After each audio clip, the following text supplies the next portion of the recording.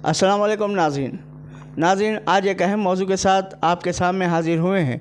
लेकिन उससे क़ब्ल आज इंडियन टीम क्रिकेट टीम ने एक शानदार जीत हासिल की है। उसकी मुबारकबाद हम इंडियन टीम को और पूरे इंडियंस को जो क्रिकेट के शौकीन हैं उनको मुबारकबाद देते हैं पूरी सिद्दीकी चैनल की जानिब से। नाज़रीन, आज के उन्वान पे आगे बढ़ते हैं। आज हम बात कर रहे हैं ईरान पर जो इसराइल और अमेरिका का जो जंग चल रही है और जो हमले हुए हैं और मुसलसल हमले हो रहे हैं और कई दिनों से जंग चल रही है। तो आज बात करेंगे इसी सिलसिले में। अनीस भाई, सबसे पहले तो मैं आपका खैर मकदम करता हूं, और दूसरा अहम सवाल ये है कि ये जंग इसराइल और यूएस की तरफ से शुरू हुई थी, लेकिन अब किधर किधर फैल रही है जंग और मुख्तलिफ़ इलाक़ों को अपनी जद में ले रही है, तो उसको आप कैसे देखते हैं? अस्सलाम वालेकुम जी। वाक़ई जो है ये हैरत की बात है कि जंग जो है इज़राइल के और ईरान के बीच थी, और इज़राइल को जो है अमेरिका की भरपूर तायद थी, मगर आज ये बदल के किधर चले गई। वो तो गल्फ़ कंट्रीज़ को इन्वॉल्व होना पड़ा।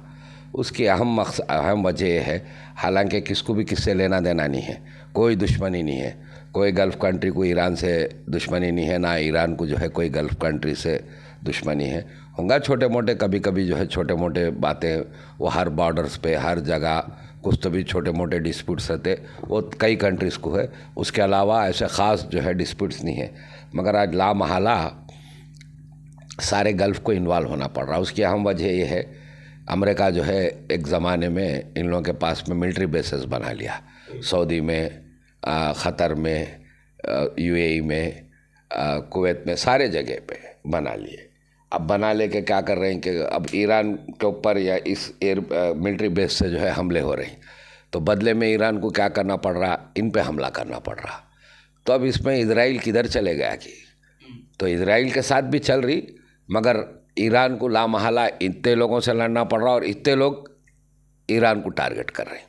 तो इसकी अहम वजह यह है कि अमेरिका की मक्कार चाल, या यूँ समझो पूरे दुनिया पे अपना बड़ापन रखना या इनडायरेक्ट सारी हुकूमतों को अपने कंट्रोल में रखना, ये एक बहुत बड़ी अहम चाल है।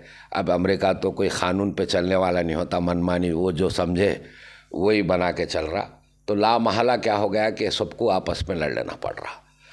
तो असल में ये तो अपने को दिख रहा, ये तो खैर बात कोई नई नहीं है, ये तो सब कुछ दिख रहा। असल में इसमें एक अमेरिका की और भी गहरी एक चाल है, और भी गहरी एक चाल ये है कि पिछले 20-25 साल से अमेरिका का जो है मॉनेटरी लिंक्स है, किससे, पूरे गल्फ़ कंट्रीज से। वो सऊदी समझो, जॉर्डन समझो, कुवैत समझो, या यूएई, जो भी कंट्री है गल्फ़ कंट्रीज़, वैसे गल्फ़ के अलावा और कुछ कंट्रीज से, दुनिया के 14 कंट्रीज से उनका मॉनेटरी लिंक है। मॉनेटरी लिंक का मतलब क्या है कि अगर आप जाके आज नेट में चेक करें, एक सऊदी रियाल की डॉलर पे क्या कीमत है, तो पिछले 25 साल से वही कीमत है। एक दिरहम की, यूएई दिरहम की, अमेरिकन डॉलर की क्या कीमत है आज, जो कीमत है पिछले 25-30 साल से वही कीमत है। जॉर्डन की देख लो आप, कुवैत की देख लो, ओमान की देख लो। तो यहाँ एक समझने की बात है कि जैसे अब हमारी मिसाल के वास्ते इंडिया की ले लो, अगर हमारे को 91 में डॉलर मिल रहा, एक 5 साल पहले यही डॉलर जो है हमारे को 80 में या 78 में ऐसा मिलता था। मतलब हमारी ग्रोथ रेट, इकानमी में ग्रोथ रेट, जीडीपी में ग्रोथ रेट अमेरिका कंपेयर करे तो कम है, तो हमारा रुपए का कीमत गिरते चले जा रही। तो अब यहाँ पे 25 साल से एक ही है, तो आप यहाँ पे कोई बोलने की ज़रूरत नहीं, इनके पास इकानमी बढ़ते जा रही है। तो जो बढ़ रही इकानमी, इन कीमत नहीं दे के वो रखे एक मानो में, वो बड़ी इकानमी पूरी पिछले 25 साल से वो लोगों की इकानमी जीती, वो सारी के सारा अमेरिका हड़प करा, वो होता मॉनेटरी एग्रीमेंट लिंक होता। तो आप अंदाज़ा कर सकते 25 साल पहले के दुबई को, जिस वक्त 25 साल पहले मेरे को पक्का याद नहीं है, एक दिरहम जो है, सॉरी एक डॉलर जो है 3.25 दिरहम या 3.5 दिरहम, तो उस अगर 25 साल पहले था तो आज क्या होगा, कितनी तरक्की का जो है इनडायरेक्ट अमेरिका हड़प कर लिया। तो ऐसा एक इकोनॉमिस्ट बताते कि करीब ये 6-7 कंट्रीज से अमेरिका को फुकट का पैसा 2 ट्रिलियन से लेकर 3 ट्रिलियन डॉलर फुकट का मिल जाता, खाली एक मॉनेटरी एग्रीमेंट की वजह से। और दूसरी एक छुपी हुई बात यह है, अमेरिका को अपना दुनिया भर में जो ट्रेडिंग होती सिवाय यूरोपियन कंट्रीज़ के, ये जो है डॉलर में होती। मिसाल के वास्ते समझिए, हम जो है इजिप्ट से कोई माल ख़रीद रहे हैं या हम कुछ माल बेच रहे हैं, तो बदले में यूएसडी में पेमेंट होता। तो इससे क्या होगा, इसमें कुछ ना कुछ कमीशन डॉलर के नाम से अमेरिका को चले जा रहा। हम जापान से कुछ ख़रीद रहे हैं, पेमेंट इस पे हो रहा। तो इसका भी एक बेनिफिट जो है करीब 4-5 ट्रिलियन डॉलर का बेनिफिट अमेरिका को बैठे बिठाए हो जा रहा। तो ये बग़ैर मेहनत करे के अमेरिका को फ्री में दुनिया भर से मिलने का पैसा है, जो एक अंदाजे के मुताबिक 12 ट्रिलियन डॉलर होता। मतलब इंडियन बजट का 5-6 गुना या 8 गुना ये कीमत उसको फ्री में मिल जा रही, बग़ैर मेहनत करे के। भाई उनकी जो तरक्की है वो तो है, उनकी जो मेहनत है वो तो है, उनकी जो जीडीपी है वो तो है, उन्होंने जितना बढ़ते जा रहे हैं जीडीपी में वो तो उनका है, मगर साथ में फ्री में मिल जा रहा। अब ये अमेरिका छोड़ना नहीं चाहेंगे। फिर दूसरी और एक वजह है,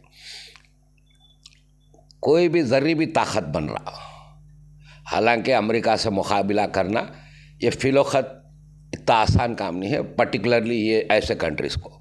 फिर भी चाइना है, बोलने को बराबर दिखेगा, रशिया बराबर दिखेगा, मगर अमेरिका के सामने ये लोग भी छोटे पड़ जाते हैं। इंडिया है, अमेरिका के सामने मिलिट्री क़ुव्वत के लिहाज से देखें तो हम भी छोटे पड़ जाते हैं। अब ये कंट्रीज़ का तो कोई हिसाब नहीं है, मगर अमेरिका की एक दूरंदेशी है, जैसे भी ये उठ रही इनको वहीं दबा देना, वहीं दबा देना। अब रही बात दबाने के अलावा, इनको हमेशा मसरूफ़ रखना, ज़हनी मसरूफ़ रखना, जिस वजह से इधर मॉनेटरी बेनिफिट ये गल्फ़ कंट्री से ले सकते और यूएसडी को बरकरार रख सकते ट्रेडिंग के अंदर। तो ये एक बड़ी चाल है। इस वजह से चुनो क्या करेंगे, वहाँ से आके यहाँ बेसा बनाएंगे हमेशा। अगर आप ऐसा सोचिए, अमेरिका नहीं है तो जंगाइश नहीं है। एशियन कंट्रीज़ में अमेरिका नहीं है तो जगह ही नहीं है। वो चाहे आप इराक की बात ले लो पिछले में, या अफ़गानिस्तान ले लो, या ये लीबिया की बात ले लो, अमेरिका नहीं तो है ही नहीं। अब कुछ तो भी एक वजह है, जैसे हम 25 साल पहले देखे सद्दाम हुसैन साहब के साथ क्या हुआ। भाई सद्दाम हुसैन एक ही बात बोले, हमारे जो पेट्रोल होगा, उस वक़्त सारे गल्फ़ में इराक जो है सबसे ज़्यादा अमीर मुल्क था, सबसे ज़्यादा इकानमी में सबसे ज़्यादा आगे था, और पेट्रोल ट्रेडिंग बहुत बड़ी ट्रेडिंग थी। तो सद्दाम हुसैन ये अनाउंस कर दिए कि हम आपके लोकल करेंसी में, आपकी करेंसी में हम पैसा लेंगे। मतलब इंडिया को अगर तेल दिए तो इंडियन रुपी लेंगे, पाकिस्तान को दिए तो पाकिस्तान रुपी लेंगे, तो डॉलर का कमीशन ख़त्म हो जाएगा। तो ये जैसे बोले, अब उनके ऊपर कुछ तो बहाने ढूंढे, ये ढूंढे, आखिरी में केमिकल वेपन्स बोले, न्यूक्लियर कर रहे हैं बोले, ये बोले, उनको सद्दाम हुसैन को और इराक़ को बर्बाद कर दिया। आज जो लोग 20-25 साल पहले दुनिया के अमीर लोगों में शुमार थे, आज जो है खाने को खाना नहीं ऐसा करके छोड़ दिए। फिर साथ में आप लीबिया देखें, मुअम्मर गद्दाफ़ी की जो है 2 चीज़ें थी। वो क्या थे, उनके पास की इकानमी तो सबको मालूम है, वहाँ पे हर आदमी को घर फ्री, कोई लड़का शादी कर रहा तो उसको इमीडिएट फ्लैट मिल जा रहा था, उसको इमीडिएट कार मिल जा रहा था, एजुकेशन फ्री, क्वालिटी हेल्थ था, बहरहाल कई बेनिफिट्स थे वहाँ के लोकल बाशिंदों को, सिटीजन्स को। साथ में लीबिया में जो है मुअम्मर गद्दाफ़ी एक बात चला है कि हमारी ट्रेडिंग हम ही कर लेंगे और हम अफ्रो करेंसी बनाएंगे, सारे अफ्रीका में जैसा यूरो बना वैसा हम बनाएंगे। तो इससे क्या होगा, उनको थोड़ा फ़ायदा होगा। तो चलो अब लीबिया अटैक में आ गया, मुअम्मर गद्दाफ़ी को क़त्ल करे तक नहीं छोड़े, इधर इनको ये करे। अब यहाँ पे क्या हो रहा, इनकी बात इराक़ नहीं मान रहा, ईरान नहीं मान रहा, ये तो दिख रहा, ये तो दिख रहा, इसको टारगेट करना है। साथ में ये जितने गल्फ़ कंट्री से ये तो दोस्त ज़रूर है, और इनसे काफ़ी फ़ायदा अमेरिका को, जैसा मैं समझा दिया आपको, ये जो मॉनेटरी बेनिफिट का तो बहुत बड़ा फ़ायदा है। भाई इनकी जितना इकोनॉमिकल ग्रोथ होगा वो सारा अमेरिका को इनडायरेक्ट पहुंच जाएगा। भाई 25 साल पहले का अगर दुबई का ग्रोथ देखो, आज का ग्रोथ देखो, उस दिन की जीडीपी क्या थी, आज की क्या थी, तो एक मानो में वो लोग उस दिन का अपने मुल्क का उस दिन का ये कर ले रहे, मगर आज इनको डायरेक्ट बका ऊपर का जो भी जीडीपी ग्रोथ है इनको इनडायरेक्ट चले जा रहा। तब ये दोस्तों को बिज़ी रखना है, तो दोस्त बिज़ी रखना क्या करना, कुछ तो भी करके इनको भी जंगों में इन्वॉल्व करना, और इनको फिर से 20-20 साल 25-25 साल इनको पीछे कर देना।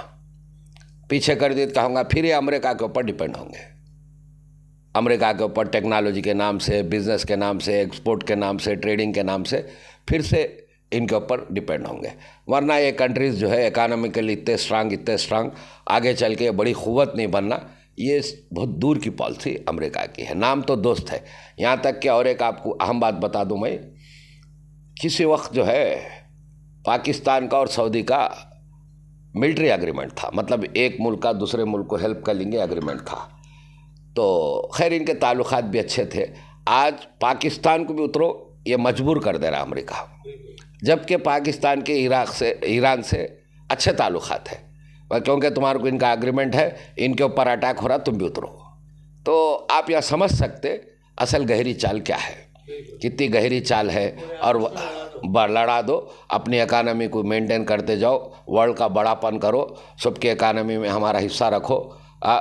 वर्ल्ड ट्रेडिंग जो है डॉलर के नाम से होना, जिसके हमारे को फ्री के पैसे साल के जो है 5-6 ट्रिलियन डॉलर हमारे ख़जाने में पड़ जाना, ये इनकी चाल है। और साथ साथ में झगड़े होंगे तो आमनेशन बिकेगा। लोग जो है क्या बोलते F-16 भी पूछेंगे, SV-300 भी पूछेंगे, 120 पूछेंगे, तो आमनेशन मार्केट स्ट्रांग होंगी, इनके पास से ख़रीदना पड़ेगा, इनको फ्री का पैसा मिलेगा।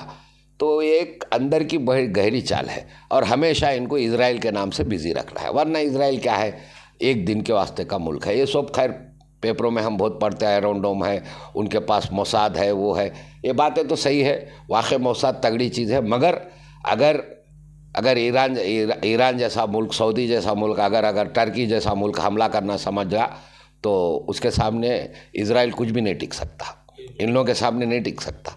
मगर अब हमको बताया क्या जरा मोसाद ऐसा है वैसा है, तो ये मोसाद के अलावा CIA है, फिर पैसे दे के ख़रीदना है, लोगों के ईमान को ख़रीदना है, मगर आपको समझाना अलग समझा रहे। फिर ये इजराइल को हमेशा दुश्मन बना के रखे तो ये लोग मसरूफ़ रहते।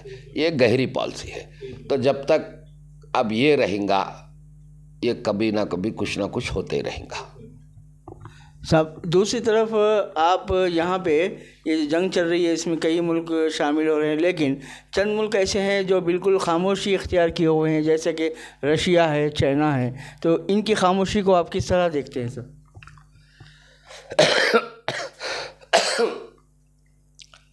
अब क्या करेंगे, बाजू के मुल्क क्या करेंगे। देखो अमेरिका को बोले तो एक ज़रूरत है, उसको सालाना 10-12 ट्रिलियन डॉलर फ्री का पैसा मिल रहा। अब समझिए इंडिया किसी से अगर नहीं होना चाहिए, मगर जंग कर रहा तो खर्चा होगा, हमारे को बहुत बड़ा एक्सपेंडिचर आएगा। सऊदी किसी से जंग कर रहा तो उसका इकानमी पर बहुत बड़ा मार पड़ेगा। तो सेम चीज़ रशिया चाइना भी सोच लेंगे। हम अगर डायरेक्ट जंग में चले गए और जाओ भी कहीं को, भाई थोड़ी देर के लिए ईरान अगर उनका दोस्त भी है तो ऐसा क्या दोस्त होता जो है आके उसके लिए 24 घंटे लड़ रहा, हर चीज़ कर रहा, ऐसा नहीं होता। अलबत्ता ये भी एक ट्रेडिंग पॉलिसी है। जैसा अमेरिका की पॉलिसी तो आपको बहुत खुली दिख जा रही, इनकी भी पॉलिसियाँ हैं। इनकी भी पॉलिसियाँ क्या, हम इधर हो जाओ, इनको थोड़े आमनेशन दे दो ज़रूरत पे, उसका एक फ़ायदा है। उसका फ़ायदा क्या है, उनको वो जो है उसकी ड्यूरेबिलिटी कैसी है, उसके जो है वर्क क्या हो रहा, वो कैसा काम कर रहा, उनके हथियार कैसा काम कर रहे हैं, ये समझ में आता। कल के दिन मार्केट उसकी होती तो एक यूँ समझो प्रैक्टिकल लैब है, उनके आमनेशन को टेस्ट कर लेने का प्रैक्टिकल लैब है।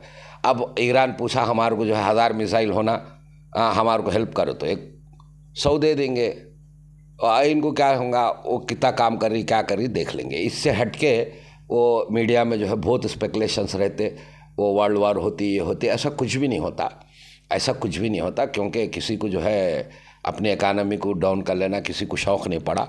और फिर ये लड़ाई झगड़ों से अमेरिका तो सब नंबर 1 पोजीशन पे है ट्रेडिंग के नाम पे और बेनिफिट्स के नाम से। ये कंट्रीज़ भी क्या करेंगे, अपने आमनेशंस बेचेंगे, ये बेचेंगे, ये भी तो फ़ायदा उठाएंगे ना। तो ये कोई ऐसा डायरेक्ट हेल्प करने वाले होते नहीं और करते भी नहीं जी। अब दूसरी तरफ देखा जाता है कि जंग जदाल के माहौल में और जो माहौल पूरी दुनिया में बन रहा है, तो इसके अंदर आप UN की जिम्मेदारी किस तरह देखते हैं?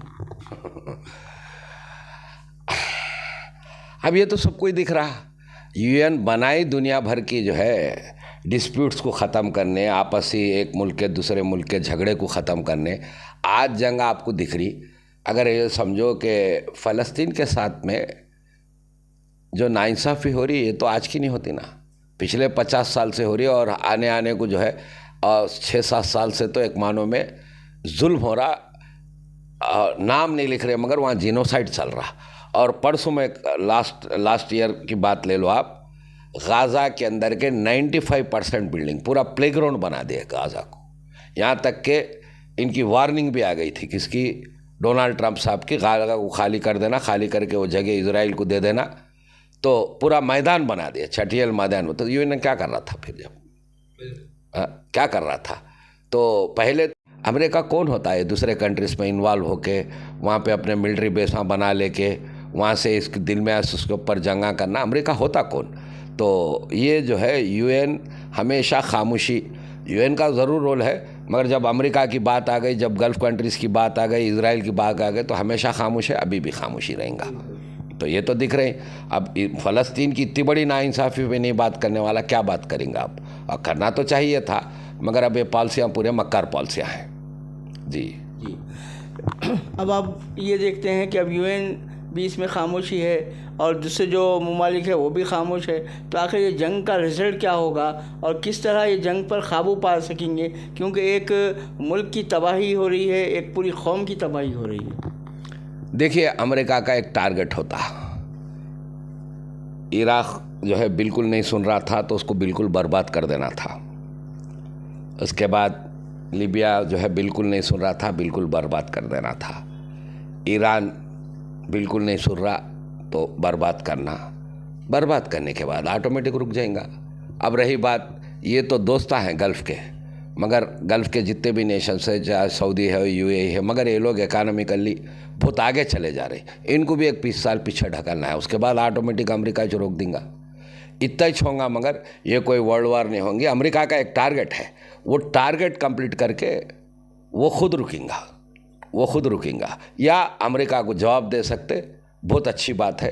ये अलग बात, आज देखने को तो ईरान जो है काफ़ी ये कर रहा, मगर बावजूद उसके अमेरिका के सामने टिकना इतना आसान बात नहीं है। तो एक टारगेट के बाद रुक जाएंगे वो लोग। तो नाज़रीन, ये एक अहम गुफ्तगू हमने आपके सामने पेश की है। ईरान और इज़राइल और यूएसए के जो जंग का माहौल चल रहा है और हमले हो रहे हैं, उसके अतराफ़ अकनाफ़ इलाक़ों में भी ईरान की तरफ से भी हमले हो रहे हैं। तो इंशाल्लाह और भी बहुत सारी बातें इस जंग से मुताल्लिक़ है। इंशाल्लाह फिर अगले प्रोग्राम में इस ताल्लुक़ से बात करेंगे। जब तक के लिए मुझे दीजिए इजाज़त। अस्सलामु अलैकुम वरहमतुल्लाहि वबरकातुहू।